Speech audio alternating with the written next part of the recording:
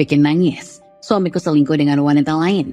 Istri justru dijadikan pembantu oleh ibu mertua di rumah sendiri. 4 tahun kemudian, mereka aku buat menangis menyesal. Ternyata. Yang sudah subscribe, semoga rezekinya lancar ya.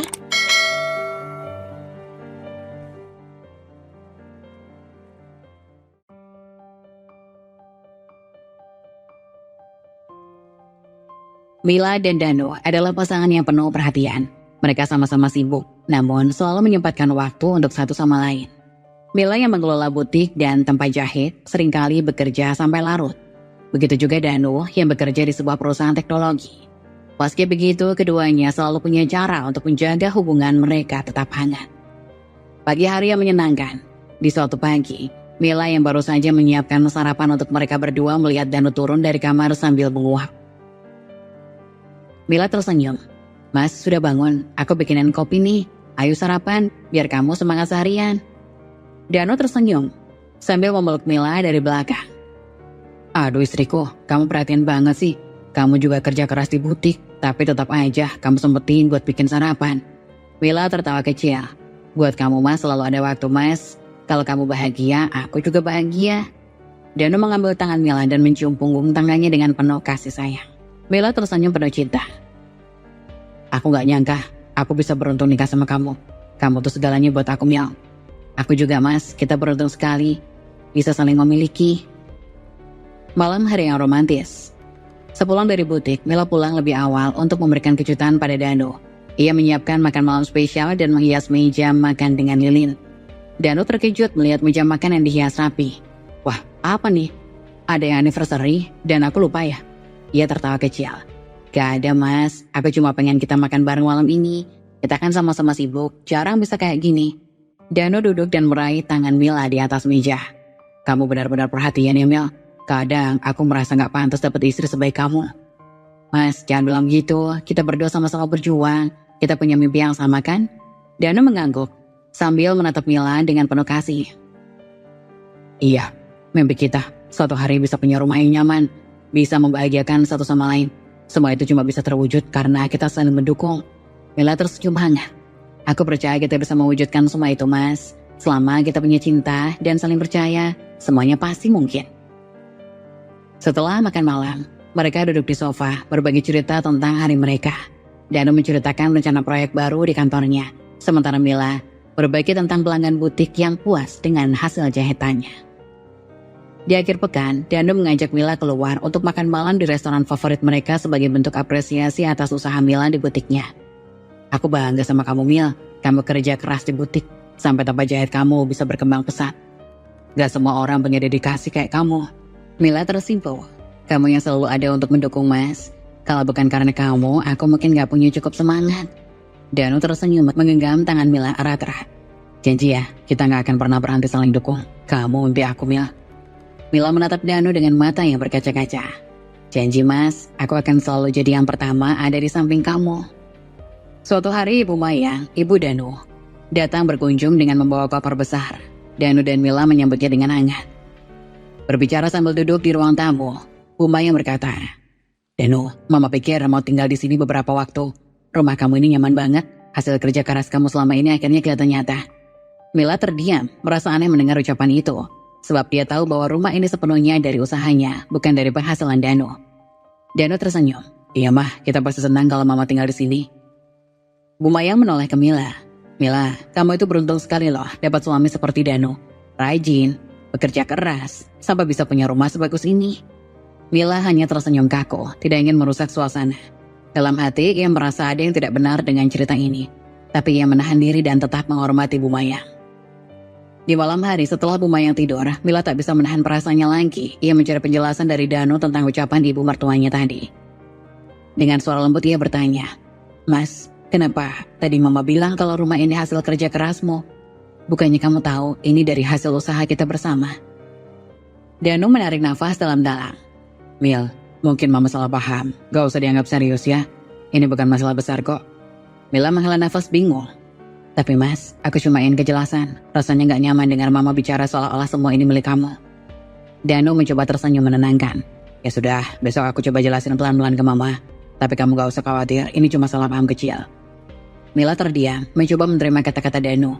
Ia berpikir bahwa mungkin memang ini hanya kesalahpahaman. Tapi dalam hati kecilnya ada rasa tak nyaman yang terus tumbuh. Hari demi hari Bu Maya semakin menjadi-jadi dalam tindakannya. Setiap pagi ia meminta Mila untuk menyiapkan sarapan, membersihkan rumah, dan melakukan berbagai pekerjaan rumah.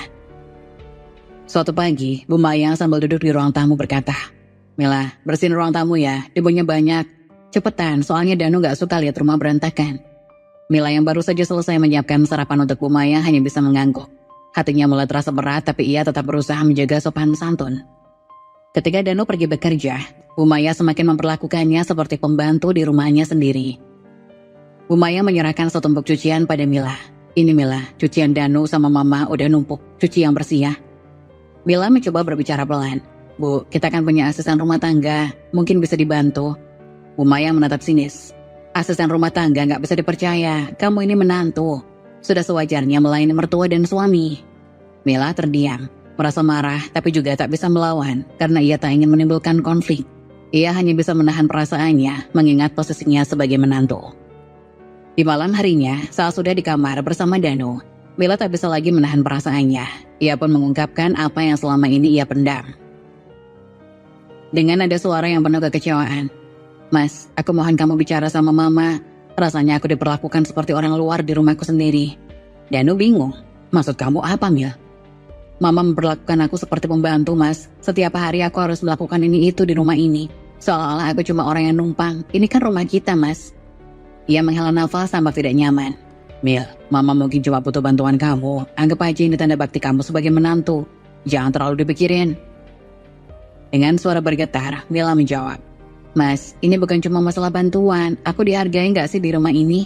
Rasanya tiap kali Mama memuji kamu, aku malah merasa semakin tak dianggap." Danu mencoba menenangkan. "Udah Mil, Mama kan orang tua. Pasti punya cara sendiri untuk mengungkapin perasaannya. Kamu kan tahu, Mama sayang sama kamu juga." Mila hanya terdiam, merasa lelah karena setiap kali ia mencoba bicara, Danu selalu membela ibunya. Meski hatinya terluka, ia tetap berusaha menghormati ibu mertuanya demi menjaga keharmonisan. Hari-hari yang terus diisi dengan permintaan Bu Maya semakin membuat Mila merasa tertekan. Ia mencoba melawan dengan sopan, tapi tetap saja semua itu tak mengubah sikap ibu mertuanya. Suatu siang dengan nada menyindir, Bu Maya berkata pada Mila, "Kamu ini kerja di butik cuma hobi aja kan? Itu kan butik punya Danu juga, jadi kamu nggak perlu terlalu capek-capek." "Bu, butik itu saya kelola sendiri. Saya memang ingin membantu ekonomi keluarga." "Membantu keluarga? Kalau nggak ada Danu mungkin nggak bakal ada semua ini. Kamu harus tahu diri sebagai istri yang mendukung suami. Jangan sampai kamu merasa lebih besar dari Danu."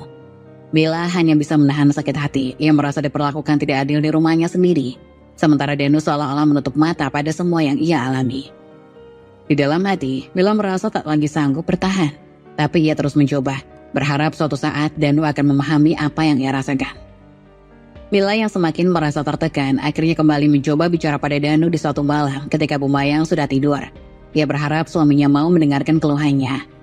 Dengan ada suara yang lirih dan penuh harapan, "Mas, aku mohon, coba bicara sama Mama. Setiap hari aku merasa semakin gak dihargai. Rasanya aku ini gak dianggap istri di rumah sendiri." Danu dengan nada tak sabar, "Mila, Mama kan gak maksud begitu. Kamu terlalu bawa perasaan. Mama cuma pengen lihat kamu bisa lebih dewasa dan tahu kewajiban sebagai istri." Mila merasa sedih dan tersinggung. "Mas, aku kerja keras di butik, bantu ekonomi keluarga. Semua itu aku lakukan untuk kita. Tapi setiap kali Mama meremehkan aku, kamu gak pernah mau pasang badan buat aku." Danu mulai marah. "Mila, jangan egois. Kamu itu sudah beruntung punya suami yang kerja keras. Gak usah banyak keluh cuma karena bantu-bantu Mama." Mila terdiam, menahan air mata yang sudah menggenang. Kata-kata Danu menyakiti hatinya lebih dalam daripada yang ia duga. Ia merasa lelah tapi tak tahu harus bagaimana lagi. Beberapa hari kemudian Mila sedang sibuk di butik memeriksa hasil jahitan sambil berbincang dengan pelanggannya. Tiba-tiba Bu Mayang datang dan masuk tanpa permisi, mengganggu obrolannya dengan pelanggan. Berbicara dengan suara nyaring, Bu Mayang berkata, "Wah Mila, butik ini kelihatan ramai ya. Ingat, ini kan juga karena Danu yang kamu punya. Kalau bukan karena statusnya sebagai suami kamu, gak mungkin kamu bisa sehebat ini." Pelanggan melirik Mila dengan rasa penasaran, merasa suasana mulai canggung. Dengan senyum kaku, Mila menjawab, mencoba tenang di depan pelanggan. "Maaf Bu, tapi saya harus melanjutkan pembicaraan dulu dengan pelanggan." Bu Mayang menatap Mila dengan tatapan sinis, tak peduli pada reaksi Mila pada pelanggannya. "Gak perlu sok profesional Mila.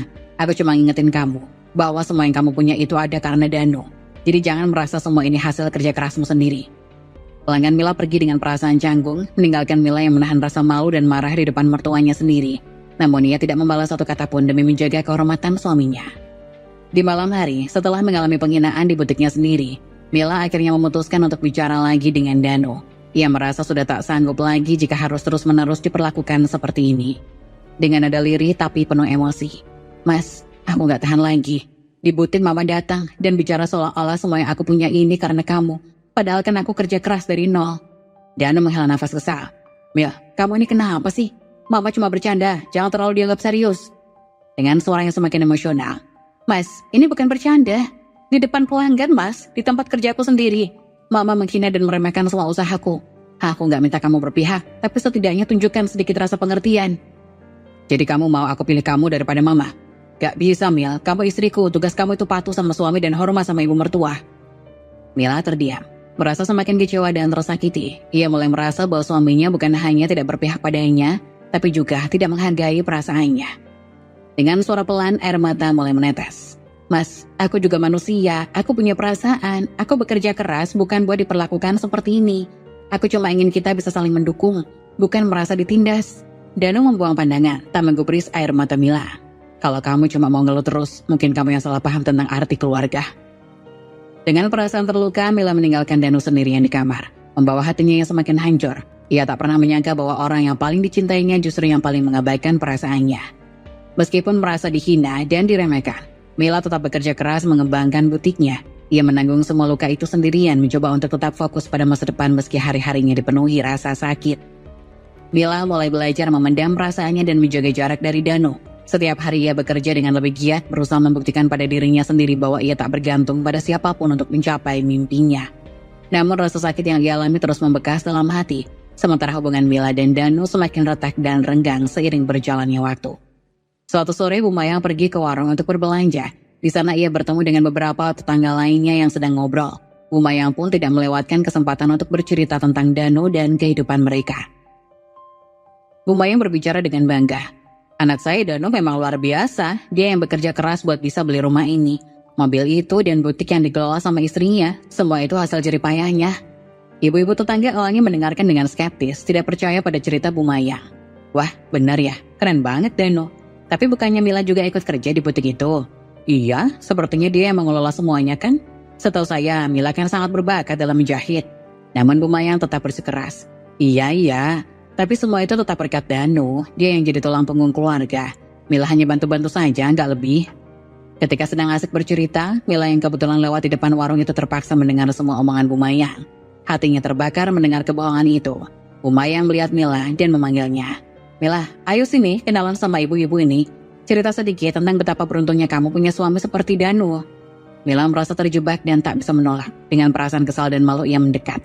Mila dengan datar. "Selamat siang ibu-ibu, maaf saya harus pergi." Bu Mayang tanpa rasa malu malah terus memaksa Mila untuk mengakui semua yang dikatakan di depan para tetangga. "Ayo Mila, bilang sama mereka, semua ini karena Dano, gak usah sungkan-sungkan." Mila merasa marah dan sakit hati. Dengan penuh emosi ia menjawab. "Bu, saya tidak mau bohong. Butik dan rumah ini adalah hasil kerja keras saya, bukan Dano." Tetangga tampak bingung mendengar pernyataan Mila. Mereka saling pandang, tidak percaya. "Tapi Dano kan suamimu, bukannya dia juga berhak mendapatkan kredit atas semua ini?" Mila tak bisa menahan diri, merasa malu dan tertekan. Ia memilih pulang dengan langkah cepat. Setibanya di rumah, Mila langsung berbicara dengan Dano yang baru saja pulang kerja. Dengan air mata mengalir, ia meminta penjelasan. "Mas, aku baru saja dengar mama cerita di warung. Dia bilang semua ini hasil kerja keras kamu, kenapa kamu tidak bilang yang sebenarnya?" Dano terlihat bingung dan panik. "Mil, mama kan hanya bercanda, jangan terlalu dibawa perasaan." Suaranya semakin tinggi. "Ini bukan bercanda mas. Aku butuh kamu untuk membela aku. Coba katakan bahwa semua ini milikku, bukan milik mama atau kamu." Dano terdiam, tampak ragu. Mila terus memohon dengan penuh emosi. "Tolong mas, katakan pada ibumu bahwa ini semua adalah hasil kerja keras saya. Aku butuh kamu untuk berdiri di sisiku." Dano dengan berat hati akhirnya mengangguk dan menghela nafas dalam-dalam. Dengan nada lelah, "Baiklah Mila, aku akan bilang." Dano akhirnya memanggil Bu Mayang yang baru pulang dan menghadapkannya di ruang tamu. "Mah, ada yang ingin aku katakan.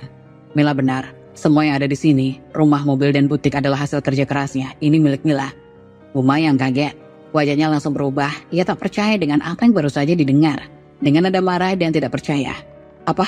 Danu, kamu bercanda. Kamu bilang itu milik Mila. Dia kan istri kamu. Dia tidak berhak atas semua ini. Mila merasa hatinya remuk mendengar kata-kata ibunya. Ia menahan air mata tapi tak bisa lagi bertahan. Dengan nada tegas namun sedih, Mila berkata, "Bu, saya kerja keras untuk semua ini. Saya tidak minta diakui, tapi saya hanya ingin dihargai sebagai istri." Dengan nada sinis, Bu Mayang berkata, "Hargai? Kamu malah jadi sombong. Danu itu suami kamu. Kamu harus tahu bahwa dia juga punya hak di sini." Dengan kesal dan putus asa, Mila merasa sudah tidak ada gunanya bertahan di tempat ini.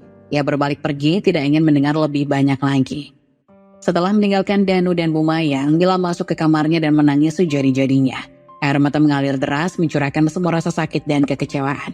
Mila bicara sendiri di dalam hati. Kenapa semua ini terjadi? Kenapa aku yang berjuang, tapi yang dihargai justru Danu? Aku capek-capek dengan semua ini. Ia merasa hancur dan sendirian. Dalam kesedihan, Mila menyadari bahwa perjuangannya selama ini mungkin sia-sia jika orang-orang di sekitarnya tak bisa menghargainya. Dengan tekad yang semakin menguat, Mila berjanji pada dirinya sendiri untuk tidak membiarkan semua itu menghancurkannya. Ia akan terus berjuang meskipun harus menghadapi Bu Mayang dan Danu sendirian. Setelah melalui malam penuh tangisan dan kesedihan, Mila bertekad untuk bangkit dan melawan ketidakadilan yang selama ini ia alami. Ia mulai merencanakan langkah-langkahnya untuk menfokuskan energi pada usahanya. Suatu pagi, ketika sedang di butik, Mila mendapat kabar mengejutkan dari salah satu temannya yang bekerja di kantor Danu. Dengan nada khawatir, teman Mila berkata, "Mil, aku harus kasih tahu kamu sesuatu. Danu, dia terlibat dengan rekan kerjanya. Mereka sedang terlihat bersama. Aku khawatir ini bukan hanya rumor." Mila merasa seolah dunia sekitarnya runtuh. Berita itu menghancurkan semua harapannya untuk hubungan yang lebih baik. Mila dengan suara bergetar, "Apa? Serius? Dia selingkuh?" Teman Mila mengangguk. "Aku minta maaf, Mil. Aku tidak ingin kamu mendengarnya dari orang lain." Mila hanya bisa terdiam. Semua rasa sakit yang ia rasakan seperti kembali muncul. Tanpa berpikir panjang, ia memutuskan untuk mengonfrontasi Danu. Setelah pulang dari butik, Mila langsung mencari Danu. Ia merasa semua yang ia alami harus berakhir di sini. Ketika Danu masuk ke rumah, Mila langsung memanggilnya. Dengan nada tegas dan emosional, "Mas, kita perlu bicara sekarang." Danu terlihat terkejut, tapi kemudian berusaha tetap tenang. "Ada apa, Mil? Kenapa terlihat tegang?" Mila dengan suara penuh kemarahan dan air mata, "Aku tahu, Mas. Aku tahu kamu selingkuh dengan rekan kerjamu. Apa kamu pikir aku tidak akan mengetahuinya?" Danu terdiam, wajahnya berubah drastis. Ia berusaha membela diri. "Mil, ini bukan seperti yang kamu pikirkan. Ini semua hanya rumor. Mila memotong. "Cukup, Mas. Aku sudah mendengar semuanya. Setiap kali kamu membela ibumu dan meremehkan perjuanganku, kamu justru melakukan hal ini di belakangku. Aku sudah cukup menderita." Danu tampak panik, tapi Mila tidak memberi kesempatan baginya untuk menjelaskan. Mila dengan suara penuh emosi menjawab, "Aku tidak bisa lagi bertahan, Danu. Semua pengorbananku, semua kerja keras yang aku lakukan, dan kamu masih bisa berselingkuh. Ini pukulan terakhir untukku." Danu terlihat bingung dan terkejut. "Mila, tunggu. Apa maksudmu?" Mila menatapnya dengan tajam, menahan air mata yang semakin tak tertahan. Mila dengan suara tegas, "Aku mau cerai, Danu. Aku tidak mau hidup di antara ketidakadilan dan kebohongan. Aku berhak bahagia tanpa kamu." Danu tampak syok, tidak bisa menerima kenyataan. "Jangan begitu, Mila. Kita bisa perbaiki semuanya. Aku berjanji." Mila menggelengkan kepala. Hatinya semakin mantap untuk keputusan ini. "Tidak, Danu. Sudah cukup. Aku tidak akan lagi membiarkan diriku diperlakukan seperti ini. Aku lebih baik sendiri daripada bersama orang yang tidak menghargai dan mencintai aku." Mila meninggalkan Danu, pergi ke kamarnya dengan air mata yang mengalir. Ia merasa hatinya hancur, tapi di sisi lain ada rasa lega yang mengalir. Akhirnya ia berani mengambil keputusan yang selama ini ia pendam. Setelah berhari-hari berpikir dan merencanakan, Mila menghubungi pengacara untuk memulai proses perceraian. Ia bertekad untuk mengambil kendali atas hidupnya dan membangun masa depan yang lebih baik tanpa Danu. Di hari perceraian, Mila memasuki ruang sidang dengan kepala tegak, meski hatinya terasa berat. Ia tahu bahwa ini adalah langkah yang benar. Di sana, Danu hadir dengan wajah penuh penyesalan, tapi Mila tidak ingin terpengaruh oleh emosinya lagi. Dengan suara tegas kepada Danu, "Ini bukan hanya soal tentang kita lagi, Danu. Ini tentang aku dan masa depanku. Aku tidak ingin lagi menjadi korban dalam pernikahan ini." Danu berusaha mendekatinya, tapi Mila melangkah mundur, menegaskan keputusan yang sudah diambil. Danu dengan nada penuh harap berkata, "Mil, aku masih mencintaimu. Mungkin ini semua bisa kita selesaikan. Aku akan memperbaiki semuanya." Mila dengan tatapan penuh keyakinan menjawab, "Cinta tidak cukup, Danu. Aku butuh lebih dari sekedar kata-kata. Aku butuh tindakan. Dan sekarang aku ingin merdeka dari semua ini." Ketika proses perceraian resmi dilakukan, Mila merasa seolah-olah beban yang selama ini mengikatnya telah terlepas. Meskipun hatinya terluka, ia tahu bahwa ini adalah awal yang baru bagi mereka untuk melanjutkan hidup. Dengan tekad yang baru, Mila berjanji untuk fokus pada usahanya dan membangun kembali kehidupannya. Ia akan bangkit dari semua rasa sakit dan menunjukkan kepada dunia bahwa ia bisa berdiri sendiri. 4 tahun setelah pacaran, Mila berhasil membangun karir yang gemilang. Butik dan tempat jahitnya telah berkembang pesat, memiliki banyak cabang dan menjadi salah satu nama besar dalam industri fashion. Kesuksesannya bukan hanya diukur dari pendapatan, tapi juga dari penghargaan yang ia terima dan pengakuan dari masyarakat. Di sebuah arisan tetangga, Bu Mayang duduk dengan beberapa ibu-ibu lainnya. Suasana arisan terasa hangat, namun tak lama kemudian perbincangan pun beralih ke Danu dan kehidupan mereka setelah Mila pergi. Dengan nada sinis, tetangga itu berkata, Bu Mayang, bagaimana kabar Danu? Apa dia sudah bisa bangkit setelah ditinggal Mila?" Tetangga yang lain tertawa. Dengar-dengar Danu sekarang kesulitan ekonomi ya, katanya bisnisnya jadi berantakan tanpa Mila. Bu Mayang berusaha tetap tenang meski hatinya terbakar mendengar omongan tetangga. Bu Mayang dengan nada defensif, "Danu masih bisa bertahan. Dia cuma butuh waktu untuk menyesuaikan diri. Mila bukanlah satu-satunya yang berperan dalam hidup kami." Tetapi, ibu tetangga yang lain tidak mau berhenti membicarakan Danu dan Mila. "Iya Bu, tapi kita semua tahu kalau Mila lah yang selama ini jadi tulang punggung keluarga. Danu dan Bu Mayang menganggap remeh dia, sekarang lihatlah hasilnya." Bu Mayang mulai merasa terpojok dengan komentar-komentar itu, tapi ia tetap berusaha mempertahankan sikap sombongnya. "Mila sudah pergi, Danu tetap anak saya, dia masih punya hak di sini." Namun seorang ibu tetangga yang lain berani bersuara lebih keras. "Bu Mayang, apa kamu tidak sadar? Danu sekarang tidak bisa memberi apa-apa. Tanpa Mila hidup kalian hancur. Apa yang masih mau dibela?" Bu Mayang merasakan tekanan dari semua arah. Ia tak bisa lagi menyanggah. Semua yang dikatakan tetangganya adalah kebenaran yang pahit. Bu Mayang akhirnya terdiam, wajahnya memerah. "Sudah cukup, saya mau pulang." Dengan langkah cepat, Bu Mayang bangkit dan pergi dari arisan. Merasa malu dan tidak berdaya, para tetangga saling memandang, menyadari bahwa ia tidak bisa membela Danu lagi. Keduanya kini menjadi bahan perbincangan hangat di lingkungan mereka. Sementara itu, di rumah Danu, ia duduk termenung memikirkan hidupnya. Semua usaha yang pernah ia lakukan gagal. Tanpa Mila, ia tidak bisa lagi memenuhi kebutuhan keluarga. Berita tentang kesuksesan Mila menyebar luas, membuatnya semakin merasa hancur. Danu bicara pada dirinya sendiri. "Apa yang terjadi pada aku? Dulu aku meremehkan Mila dan sekarang aku bahkan tidak bisa memberi makan keluargaku." Anak-anaknya sering bertanya kenapa mereka tidak lagi bisa pergi ke tempat yang mereka suka seperti dulu ketika Mila masih ada. "Ayah, kenapa kita tidak bisa lagi ke taman? Dulu kan kita selalu ke sana." Danu hanya bisa diam, hatinya terasa berat. Ia ingin menjelaskan, tapi tidak ada kata-kata yang bisa melukiskan kesedihannya. Suatu hari, Danu tidak bisa lagi menahan rasa sakit hatinya. Ia mengambil langkah untuk menghubungi Mila, berharap bisa menjelaskan dan mungkin mendapatkan kesempatan kedua. Dengan penuh harap, saat menelpon Mila, "Mila, bisa kita bicara? Aku ingin menjelaskan semuanya. Aku menyesal." Mila yang sedang dalam perjalanan menuju salah satu cabangnya menerima telepon itu dengan tenang. "Danu, apa yang ingin kamu katakan? Semua sudah berlalu, aku sudah move on." "Tapi, aku tidak bisa hidup seperti ini, tanpa kamu semua jadi hancur. Aku minta maaf, aku harusnya bisa lebih menghargaimu." Mila terdiam, hatinya bergejolak. Ia ingat semua rasa sakit yang pernah ia alami. Tapi di sisi lain, ia merasa ada sisi dari dirinya yang ingin mendengarkan. "Danu, penyesalan itu datang terlambat. Aku tidak bisa kembali ke masa lalu. Aku telah belajar untuk berdiri sendiri dan untuk menghargai diriku. Tapi aku benar-benar butuh kamu sekarang. Tanpa dukunganmu hidupku hancur," kata Danu dengan nada putus asa. Mila merasa hatinya teriris mendengar kata-kata Danu, tapi ia tahu bahwa kebaikan hati tidak bisa menggantikan semua penderitaan yang telah ia lalui. "Aku berharap yang terbaik untukmu Danu, tapi aku tidak bisa membantu. Ini adalah waktuku untuk bersinar dan aku tidak ingin masa laluku menghantuiku lagi." Setelah menutup telepon, Mila merasa lega sekaligus berat. Ia tahu bahwa hidupnya sekarang adalah tentang pengembangan diri dan terus maju, bukan kembali ke tempat yang menyakitkan.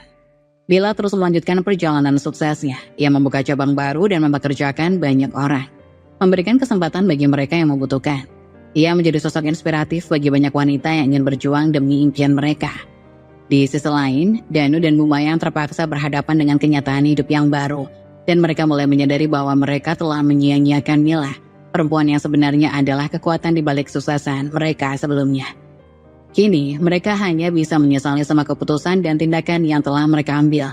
Sementara Mila terus melangkah maju membawa impiannya yang baru ke arah yang lebih cerah.